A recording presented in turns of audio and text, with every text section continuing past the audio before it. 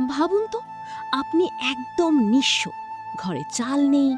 এমন সময় জঙ্গলে হঠাৎ কুড়িয়ে পেলেন ১০০টি সোনার মোহর। আপনি কি করতেন? রেখে দিতেন নাকি ফিরিয়ে দিতেন? একজন গরিব কাঠুরে ঠিক এই পরীক্ষার মুখে পড়েছিল। সে যা করল তার জন্য আল্লাহ তাকে এমন পুরস্কার দিলেন যে পুরো শহরের মানুষ অবাক হয়ে গেল। ঘটনাটা শুনলে আপনিও বলবেন, সততার দাম আল্লাহ এভাবেই দেন। আরবের এক মরুগ্রামে থাকত আব্দুল্লাহ নামের এক কাঠুরে। অভাব তার নিত্যসঙ্গী। সারাদিন কাঠ কেটে যে কয়টা পয়সা পেত তা দিয়ে ছেলে মেয়ের মুখে কোনো মতে খাবার তুলে দিত। কিন্তু সে ছিল অসম্ভব সৎ। একদিন জঙ্গলে কাঠ কাটার সময় সে একটা পুরনো কুয়োর পাশে দেখল চামড়ার একটা থলে পড়ে আছে। থলের মুখ খুলতেই চোখ ঝলসে গেল।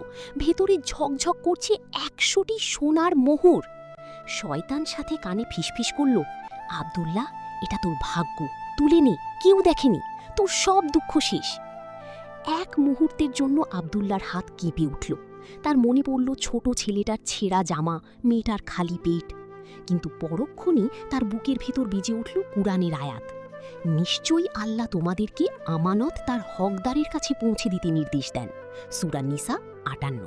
আব্দুল্লাহ থলেটা বুকে চেপে বলল, এই সম্পদ আমার না, এটা আমানত, আল্লাহকে কি জবাব দেব? সে সোজা চলে গেল শহরের কাজীর দরবারে। কাজী ঘোষণা দিলেন, যার মোহর হারিয়েছে সে প্রমাণ দিয়ে নিয়ে যাক। ৩ দিন পর এক বণিক কাঁদতে কাঁদতে হাজির। হুজুর, আমার সারা জীবনের পুঁজি ১০০টি মোহর হারিয়েছে। প্রমাণ মিলে গেল।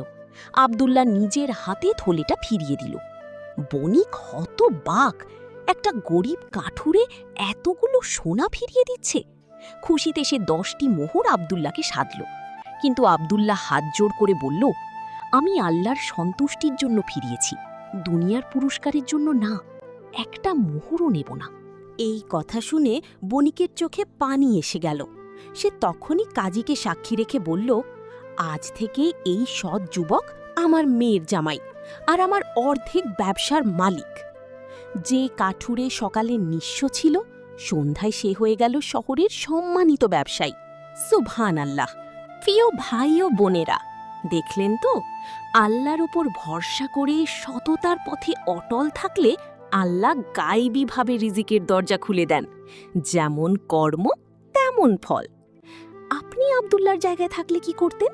কমেন্টে সততা লিখে জানান। আর এমন শিক্ষণীয় গল্প পেতে চ্যানেলটি সাবস্ক্রাইব করে পাশেই থাকুন।